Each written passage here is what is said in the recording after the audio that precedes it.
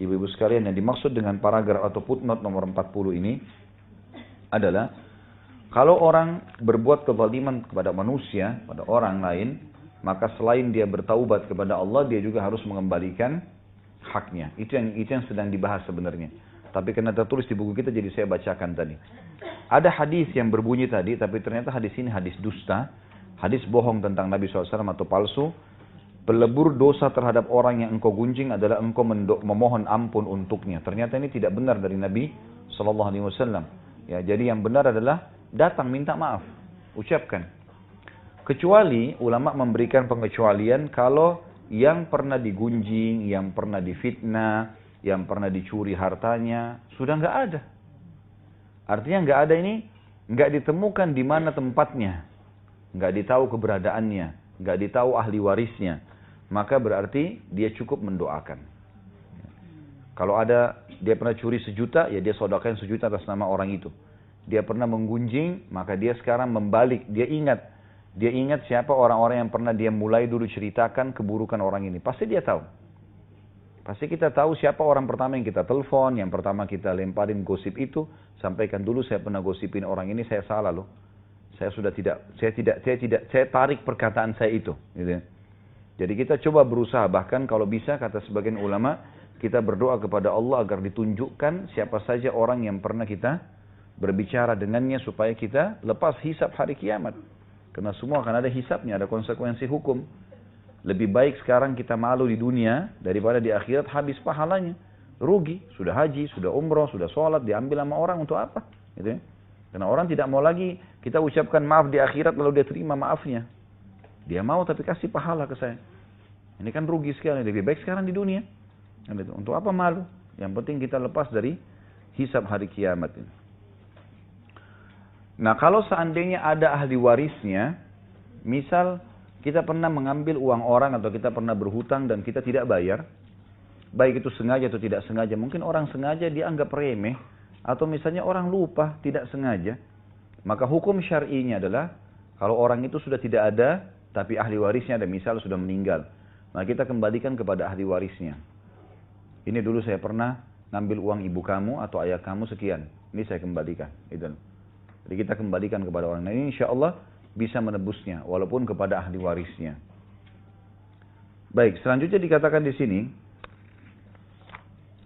wajib melakukan taubat dari semua dosa yang pernah dilakukan itu, baik yang berhubungan dengan haknya Allah atau haknya makhluk manusia. Jika seseorang bertaubat dari sebagian dosa, maka menurut para ulama taubatnya dari dosa itu sah dan tersisa kewajiban taubat dari dosa lainnya. Dalil-dalil dari Al-Quran, As-Sunnah dan Ijma' umat menguatkan satu sama yang lain akan wajibnya taubat.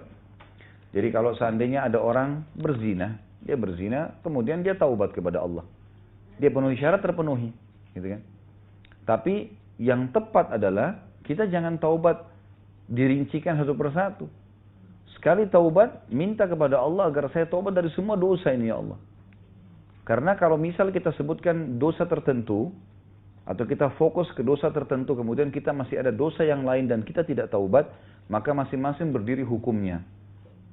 Artinya yang kita sudah taubat dimaafkan, yang belum taubat tidak dimaafkan. Dan yang butuh taubat ini, ibu-ibu sekalian, adalah dosa-dosa besar. Dosa-dosa besar.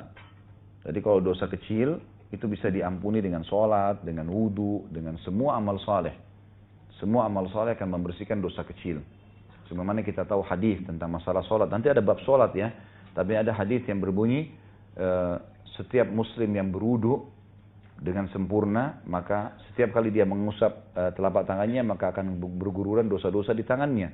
Setiap kali dia kumur-kumur, gugur dosa di mulutnya.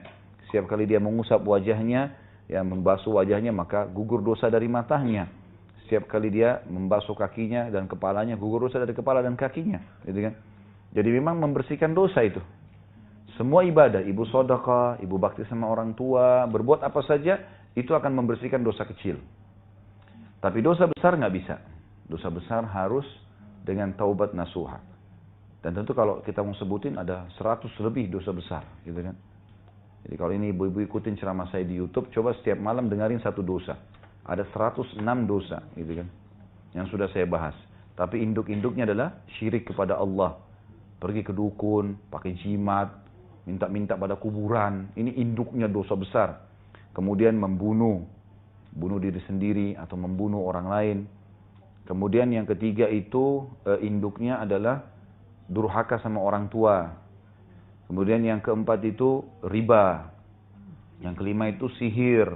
Ya. Itu induk-induk semua. Yang keenam lari dari medan perang. Yang ketujuh itu menuduh orang baik-baik berzina. Padahal dia tidak buat apa-apa. Tapi dituduh. Fitnah. Supaya orang itu rusak namanya.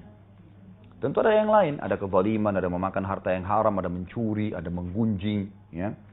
Itu banyak sekali dosa-dosa. Ada dosa pemimpin yang zalim, ada dosa masyarakat yang menzalimi pemimpinnya.